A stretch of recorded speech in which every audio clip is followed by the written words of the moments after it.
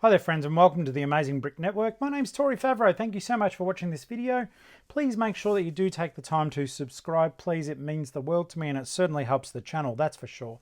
This book review has been brought to you by DK Books, who supplied this particular volume, Batman versus the Joker. And as you can see, I've already preempted, I've gotten the minifigures out. It does come with a Joker and Batman minifigure.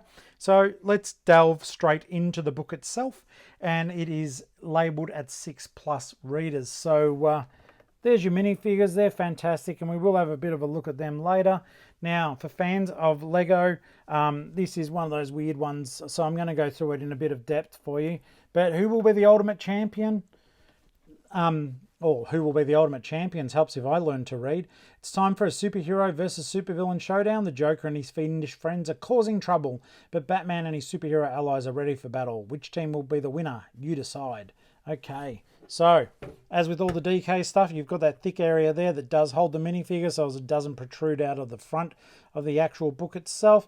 Presentation is always good with the DK book, so it's a hardcover book and the page quality is really nice indeed. So we will hop in here. It is written for younger readers, that is for sure. One of the things I did notice about the book also is that this is a book that isn't so much for Lego people as it is for young readers of superhero books.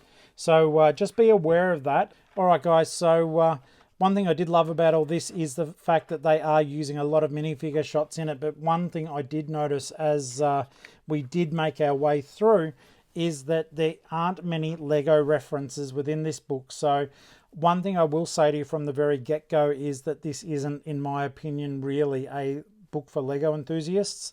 It is a book for younger readers who might enjoy superheroes and the parents that might like to read to them. 6+, I do think that it may be based on content, because some of the words in there I do think that a 6-year-old reader is going to struggle with. So just be aware of that too. This is definitely one sit down with your kid and have a read.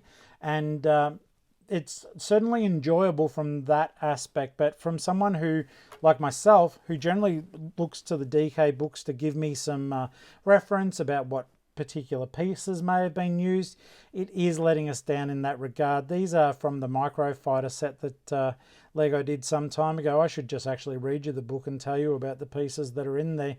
I won't, otherwise we'll be all day. But the photography is beautiful. The way it is all set up is certainly nothing to complain about, but it is very, very straightforward. As I said, no references to Lego in there, but we do have some awesome pieces here that I do know I would like to add to my minifigure collection. It would have been nice even if we could have seen what sets that they were from, but there is nothing like that in there. All there is down the bottom is who do you think will win, the Speedster or the Freezer. And once again, they are very heavily featuring the Micro Fighter set in that particular case. Some of these sets I have never seen before. I do enjoy the way that they have photographed them. They're certainly very dynamic. The information in terms of just character and what they're doing is very good. Once again, no Lego.